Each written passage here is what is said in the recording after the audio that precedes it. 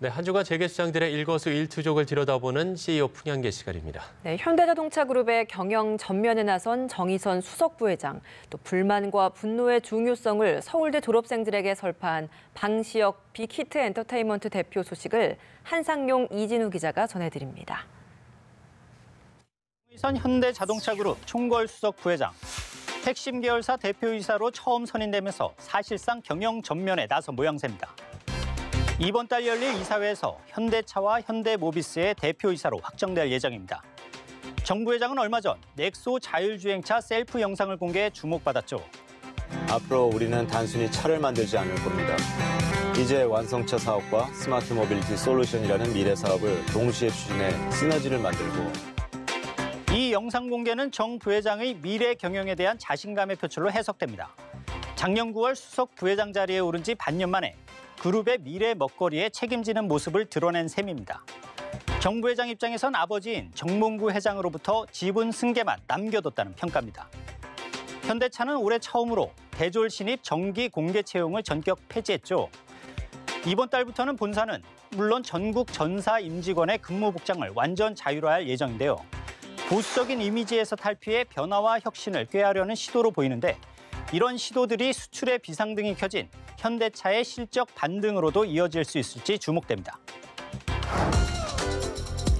우리나라 대표 아이돌 그룹 방탄소년단의 아버지로 불리죠. 방탄소년단을 세계적 스타로 키워낸 빅히트 엔터테인먼트의 방시혁 대표입니다. 1997년 서울대 미학과를 졸업한 방 대표가 모교 졸업식에서 축사에 눈길을 끌었습니다. 방 대표가 분노의 힘을 주제로 연설을 했는데 한번 들어보시죠. 저에게는 꿈 대신 분노가 있었습니다. 납득할 수 없는 현실, 저를 불행하게 하는 상황과 싸우고 화를 내고 분노하면서 여기까지 왔던 것 같습니다. 사실 경쟁이 치열한 음악 시장에서 세계 톱의 자리에 오르기란 정말 쉽지 않죠. 하지만 방탄소년단의 앨범은 미국 빌보드 차트에서 2번이나 1위를 차지했고 이 덕에 방 대표는 세계 차세대 주역 25인에 선정됐습니다. 아직 비상장사지만 빅히트의 기업 가치는 이미 1조 원을 넘긴 것으로 추정됩니다. 방탄소년단은 지난해 이 회사와 7년 재계약을 맺기도 했죠. 방 대표의 성공 신화가 어디까지 이어질지 궁금합니다. 자연으로 돌아간 고 구본무 LG그룹 회장. 세상을 떠나기 전 LG복지재단을 포함한 공익재단에 50억 원을 기부한 소식이 뒤늦게 전해져 세간의 주목을 다시 받았습니다. 생애 마지막 기부인 셈인데요. LG그룹은 이를 외부에 발표하지 않았지만 재단 이사회의 회의록 공시로 기부 사실이 알려지게 됐습니다. 부회장이 기부한 LG복지재단은 자신을 희생해 사회 정의를 실현한 인물에게 주는 LG의인상으로 주목받는 재단이죠. 설 연휴 기간 일하다 숨진 윤한덕 중앙응급의료센터장에게 이 상이 수여되기도 했습니다. 우리나라에서 재벌 오너가의 경우 그 많은 재산을 자녀들에게 물려주면서 상속세를 덜 내려 편법을 동원하기가 일쑤였죠. 꼼수가 만연했던 기존의 재벌 상속 문화에서 구 전 회장의 숨은 선행이 새 기부의 형태의 본보기가 될 수 있을지 기대됩니다.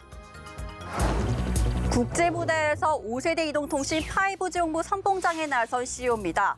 황창규 KT 회장입니다.